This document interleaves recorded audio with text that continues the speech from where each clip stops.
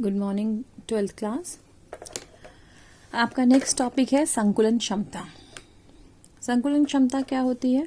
किसी क्रिस्टल जालक में उपस्थित अवयवी कण जालक के कुल भाग आयतन का जितना भाग घेरते हैं उसे क्रिस्टल जालक की संकुलन क्षमता कहते हैं। अतः संकुलन क्षमता पता करने के लिए आप क्रिस्टल जालक के अवयवी कणों का आयतन और क्रिस्टल जालक का कुल आयतन, इसका जब आप अनुपात निकालते हैं तो वो बन जाती है संकुलन क्षमता। सबसे पहले हम सरल घनीय एकक कोष्ठिका के लिए कैलकुलेशंस करेंगे। सरल घनीय एकक कोष्ठिका मतलब आपके सिर्फ कोनों पर गोले उपस्थित हैं। अब जब कोने पर गोले उपस्थित होंगे तो उसके पास कुल अवयवी कण कितने हो गए? 8 गुना 1/8 यानी कि 1 अवयवी कण हो गया। ठीक है, तो हमने जो कण है, घनीय कण है, इस तरह यहाँ पे चित्र में दर्शाया हुआ है। ये उस अवयवी कण का त्रिज्या को ले लिया r। ठीक है, और क्रिस्टल जालक जो है उसकी कोर, जो उसकी एज है, उसकी मान ले लिया a। तो इस चित्र के अनुसार ये पता चल रहा है कि जो r है वो a/2 है। ठीक है, तो r और a में ये संबंध हो गया। अब हमारे पास गोले का आयतन कितना होता है?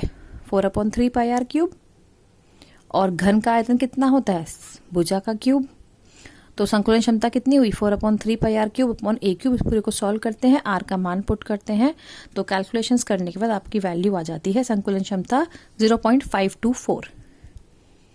जब इसको प्रतिशत में चेंज किया तो इंटू 100 कर देंगे, गुना 100, तो आपके पास 52.4 संकुलन क्षमता आती है सरल घनीय एकक कोष्ठिका की। ठीक है, ऐसे ही अब आप फलक केंद्रित कोष्ठिका को देखिए।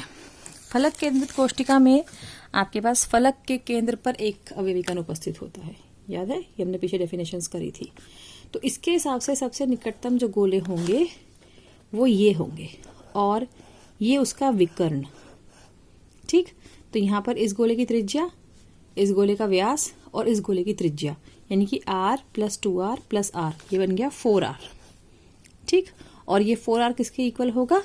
उसकी विकर्ण के ऊपर। विकर्ण होता है √2a किसी भी घन के लिए। ठीक, आप √2, ये यहाँ पर देखने में ये घन नहीं लग रहा, आयत लग रहा है, लेकिन एक्चुअल में ये स्क्वायर होता है। तो √2a = 4r, उससे आपने त्रिज्या और भुजा का संबंध पता कर लिया।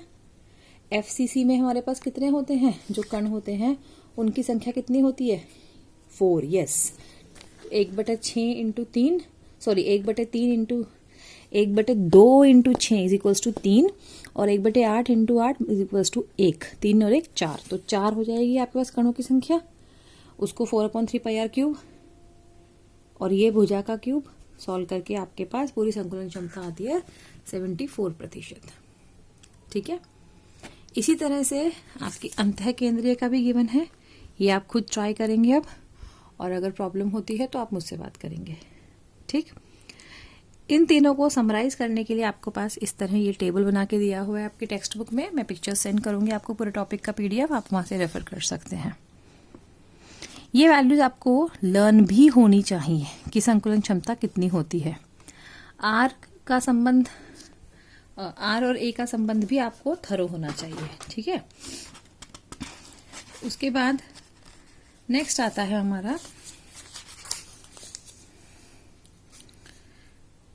डेंसिटी। डेंसिटी के लिए घनत्व, मतलब घनत्व के लिए आप ये सूत्र अच्छे से याद कर लीजिए। केवल इस सूत्र के बेसिस पे आपको क्वेश्चंस आते हैं कि किसी भी एकक कोष्ठिका घनत्व D जो है वो किसके बराबर है? Z × m/a³ × n। Z क्या है? Z उसका जो भी हमारे पास एकक कोष्ठिका दे रखी है उसका मान काय केंद्रित है, फलक केंद्रित है, इसके हिसाब से 1, 2, 4 कितना भी हो सकता है। ठीक है, m होता है उसका अणुभार, a उसकी एकक कोष्ठिका की भुजा थी तो भुजा का क्यूब किया, मतलब उसका आयतन बन गया एकक कोष्ठिका का, और ये Na होती है एवोगैड्रो संख्या। ठीक है, एवोगैड्रो संख्या का मान सबको पता होगा 6.023 × 10⁻23। तो Z हो गया परमाणुओं की संख्या, ये अणुभार, ये आयतन और ये एवोगैड्रो संख्या। इस सब की मान अगर आपको पता है तो आप उसका एकक कोष्ठिका घनत्व पता कर सकते हैं, या फिर अगर आपको घनत्व बता देंगे तो इनमें से कोई एक चीज अननोन कर देंगे। ये वाला फॉर्मूला आप पढ़ के रखिएगा, ये न्यूमेरिकल्स में काम आएगा। ठीक है।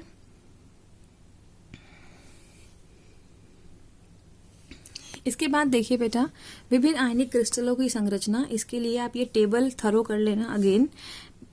आपको पता होना चाहिए कि NaCl है तो किस प्रकार का क्रिस्टल है, CaF2 है तो किस प्रकार का क्रिस्टल है, उसके एकक कोष्ठक में प्रति उसके सूत्र की संख्या क्या है, ठीक है, समन्वय संख्या क्या है, ये सब चीज़ें आप इस टेबल को लर्न करेंगे। क्वेश्चन इस पे बेस्ड आ सकते हैं। उसके बाद आयनिक क्रिस्टल की करने की ज़रूरत नहीं है, और आज का आपको चेक पॉइंट 1.5 सॉल्व करना होगा, ठीक है। चलिए, थैंक यू।